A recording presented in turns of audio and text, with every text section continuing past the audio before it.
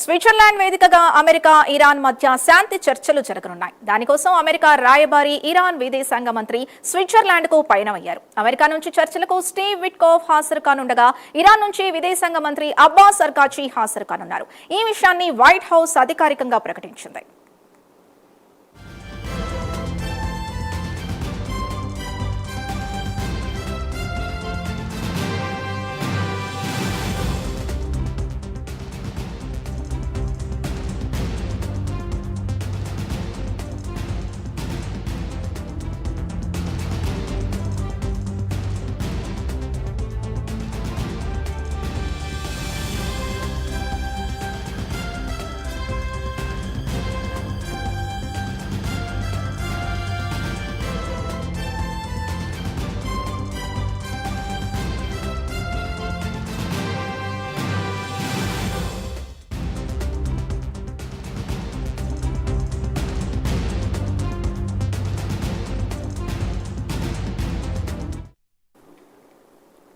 Switzerland వేదికగా America Iran మధ్య శాంతి చర్చలు జరగనున్నాయి. దానికోసం అమెరికా రాయబారి ఇరాన్ విదేశాంగ మంత్రి స్విట్జర్లాండ్ కు పయనమయ్యారు.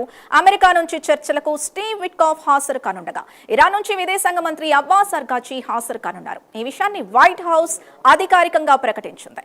మరింత సమాచారం నేషనల్ బ్యూరో చీఫ్ కళ అందిస్తారు. కళ,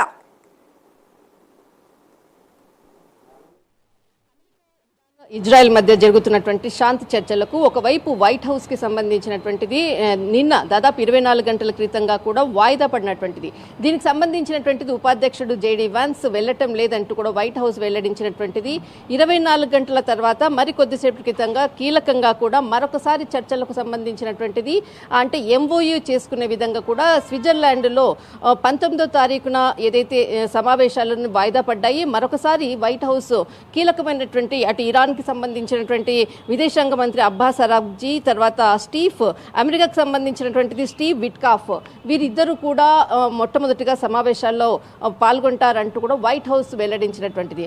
దాదాపు 110 రోజుల సంక్షోభం తర్వాత ప్రపంచం ఆర్థికపరమైనటువంటి కుబేలైన తర్వాత ఇటు అంటే G7 సమావేశాలు, ఈ సమావేశాల్లో శాంతి చర్చలకు 14 సూత్రాల శాంతి చర్చలు ఒకవైపు కీలకంగా జరిగిన తర్వాతనే మొట్టమొదటిసారిగా స్విట్జర్లాండ్లో దాదాపు మనకు అంటే కీలకమైనటువంటి సమావేశం జరగబోతుంది. ఇందులో భాగంగానే ఇరాన్ అమెరికాకు ఇటు జరుగుతున్నటువంటి చర్చల్లో ఒక ఎంఓయూ జరగబోతుంది.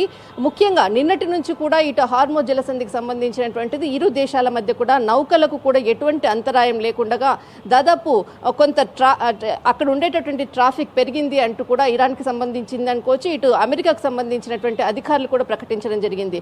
ఒకసారి ఇటు మార్కెట్లు కూడా కొంత అంటే పుంజుకున్నటువంటి పరిస్థితి అని చెప్పవచ్చు. కానీ 24 గంటల క్రితంగా జేడీ వాన్స్ వాయిదా అంటే పర్యటన వాయిదా పడడంతో ఇప్పుడు అంటే ఏదైతే వైట్ హౌస్ నుంచి వెళ్ళేటటువంటి అధికారుల తరఫున జేడీ వాన్స్ వెళ్ళటం లేదు. ఈ విషయాన్ని ఇప్పుడు ఉండేటటువంటి లెబనాన్లో తర్వాత ఇరాన్కి సంబంధించినటువంటి కొంత ఉద్రిక్తత పరిస్థితులు ఉన్నటువంటి నేపథ్యంలో తన పర్యటన వాయిదా పడ్డది అన్నటువంటిది మాత్రం చాలా కీలకంగా.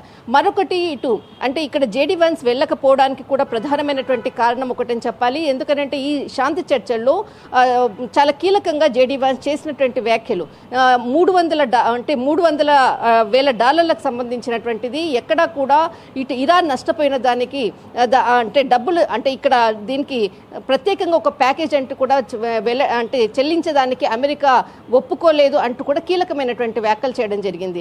ఇందులో భాగంగానే అటు ఇరాన్ నుంచి కానీ చాలా విమర్శలు కూడా లేవనెత్తారు. ఇందులో భాగంగానే ఈ సమావేశానికి వెళ్ళకపోవడానికి ప్రధానమైన కారణం అంటూ కూడా అంతర్జాతీయ మీడియా కూడా వెల్లడిస్తున్నటువంటిది. మొత్తం మీద ఇరు దేశాలకు సంబంధించినటువంటి విదేశాంగ కార్యదర్శులతోటే ఎంఓయూ జరగబోతుంది. దీనిని వైట్ హౌస్ అధికారికంగా వెల్లడించినటువంటి ప్రకటన. థ్యాంక్ యూ కళ.